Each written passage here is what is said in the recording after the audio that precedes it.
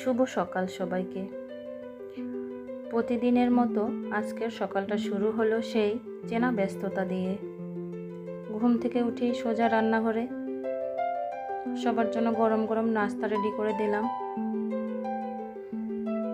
তো আমার নাস্তা শেষে বাকি রুটিগুলো আমি ফ্রিজে রেখে দিব, যাতে পরের দিনের কাজগুলো একটু সহজ হয়। এভাবে একটু খুঁটিনাটি প্ল্যানিং করে কাজ করলে কিন্তু দিনটা অনেক সহজ হয়। নাস্তা পর্ব শেষ হতে শুরু হলো ঘরের বাকি কাজ। এই যে রাতের পরে আমার বাসার এই অবস্থা, তো এখন এগুলোকে আমি গুছিয়ে নিব।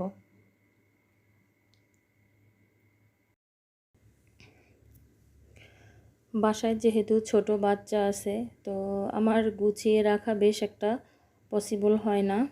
তারপরেও চেষ্টা করি যতটুকু রাখা যায়, তো নিজের কাছে একটু ভালো লাগে। তো এর পরে আমি দুপুরে রান্নায় চলে আসলাম। রান্না আমি এখানে লাউ দিয়ে মাংস রান্না করব। রান্নার মাঝে আমার ফোন আসলো, আজকে স্কুলে যেতে হবে বাচ্চাকে আনতে। প্রতিদিন আমার যাওয়া লাগে না, তো এখন আমি যাব। এর জন্য রান্নাটা তাড়াতাড়ি শেষ করে নিচ্ছি, আর এর জন্য আমি একটু প্রেসার কুকার ব্যবহার করতেছি ঝটপট রান্না শেষ করার জন্য। অন্যদিকে আমার সব রান্নাই শেষ হয়ে গেছে প্রায়, যেহেতু আমি ছোট একটা বাচ্চার সাথে নিয়ে যাব স্কুলে, তো তাকে রেডি করতে হবে, নিজে রেডি হব। এই টেনশনে আমার রান্নাটা আমি দ্রুত করার চেষ্টা করি।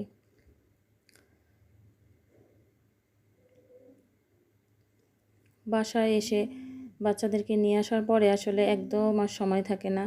তাদের পিছনে ছুটতে ছুটতে সারাদিন চলে যায়। তাদের খাওয়া, গোসল, আবার তারপরে ঘুম, এই নিয়ে। তো স্কুলে যাওয়ার আগে আমি একটু ফল কেটে রেখে যাচ্ছি। আসার পরে একটু আমার মনে হবে যে তাড়াতাড়ি কিছু একটা দিতে পারবো বাচ্চাদের হাতে।